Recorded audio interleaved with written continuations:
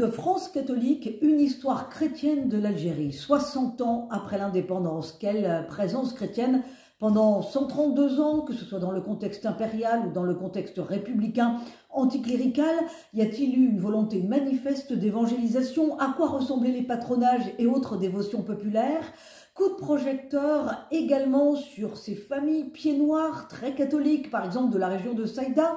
Analyse, évidemment, anecdote, et puis nous évoquons de grandes figures, celle de l'évêque d'Oran au temps de l'indépendance. Il s'agissait de Monseigneur Bertrand Lacaste, un Béarnais qui a marqué les mémoires. Nous évoquons Saint-Augustin, le Berbère, qui a évidemment marqué l'âge d'or de la période chrétienne des premiers siècles, avec ses 500 diocèses et ses centaines de martyrs. Nous n'oublions pas Albert Camus, l'Algérien, l'homme sans Dieu, et puis nous nous arrêtons sur l'Algérie d'aujourd'hui, où il est bien difficile désormais de construire des églises. Bonne semaine et bonne lecture avec France Catholique. Le 18 mars 1962 étaient signés les accords d'Évian qui mettaient fin à 8 années de guerre en Algérie. À travers des témoignages, des récits, des points historiques comme la position de l'Église, la vie revient sur cette période qui a profondément marqué et qui continue de marquer des hommes et des femmes des deux côtés de la Méditerranée. Nos mémoires d'Algérie, c'est cette semaine un dossier exceptionnel de 18 pages sur une guerre avec ceux qui l'ont faite, ceux qui ont refusé de la faire et surtout ceux et celles qui l'ont subie.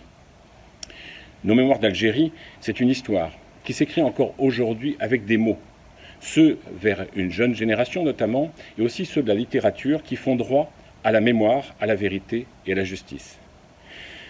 8 années de guerre qui ont aussi profondément marqué notre journal et dans lequel témoignait en 1962 un jeune pied noir avec ces mots. L'Algérie est maintenant libre, indépendante, nouvelle, elle sera un jour grande. Je souhaite simplement qu'elle soit heureuse, avec ou sans nous. Bonjour, cette semaine, un pèlerin sous le signe de la résilience sous toutes ses formes. Déjà avec l'athlète handisport Théo Curin en couverture de ce numéro. Souvenez-vous, en novembre, ce nageur amputé des 4 membres réussissait avec 2 amis une traversée du lac Titicaca, du Pérou à la Bolivie, en complète autonomie.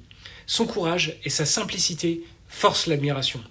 Résilience encore, mais cette fois-ci, celle à laquelle sont appelés les Européens pour réduire leur dépendance au gaz russe en solidarité avec le peuple ukrainien. Nous décryptons pour vous ce qui se joue en matière de politique énergétique pour notre pays. Car, vous le savez, la guerre entraîne aussi des conséquences bien au-delà du territoire ukrainien. De résilience, il est aussi question dans notre grand dossier consacré aux victimes d'abus sexuels au sein de l'Église catholique. À quelques semaines de l'Assemblée des évêques de Lourdes, nous faisons le point sur les mesures prises par l'Église de France à la suite du rapport Sauvé qui a été remis, vous le savez, au mois d'octobre. Écoute des victimes, indemnisation, mais aussi réflexion sur la gouvernance. L'Église est en plein chantier et nous vous en détaillons tous les enjeux. Bonne lecture. Bonjour, l'urgence écologique est bel et bien là, mais loin des discours idéologiques et politiques, il semble qu'une autre écologie est possible. C'est ce dont débattent dans nos colonnes cette semaine la philosophe Bérénice Levé et le prêtre et théologien Étienne Grenet. Tous deux cherchent à retrouver le sens du travail, des relations humaines et évidemment de la beauté de la création. Puis notre dossier fait aussi la part belle à des acteurs locaux qui, à la ville comme à la campagne, prennent des initiatives qui vont dans le sens justement du respect de cette création. Dans le reste du magazine cette semaine, le deuxième volet de notre série politique qui nous mène jusqu'à la présidentielle, il est question de la lutte contre la pauvreté grandissante au sein des classes moyennes. Et puis gros plan aussi sur le film Notre-Dame brûle de Jean-Jacques Hano et à la veille de sa fête, découverte d'une relique méconnue conservée à Joinville, la ceinture de Saint-Joseph. Voilà, tout cela est dans Famille Chrétienne cette semaine. Alors abonnez-vous ou rejoignez-nous sur notre site internet famillechrétienne.fr. Bonjour. Réforme cette semaine, nous avons titré sur la dérive identitaire de l'Église orthodoxe russe, avec notamment ce patriarche Kirill qui appuie la guerre et parle à propos de l'Occident des forces du mal, quand même, ce n'est pas rien.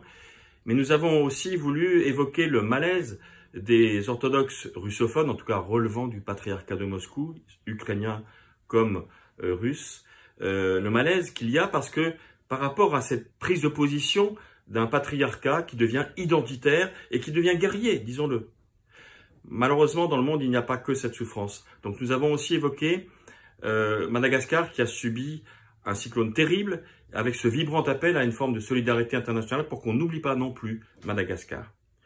Et puis parce que il faut aussi dans notre monde très lourd un peu de légèreté, nous avons évoqué le festival d'Angoulême avec ces auteurs, ces femmes qui sont auteurs de bandes dessinées, et puis un certain nombre d'autres sujets où vous pouvez bien sûr nous retrouver sur reform.net.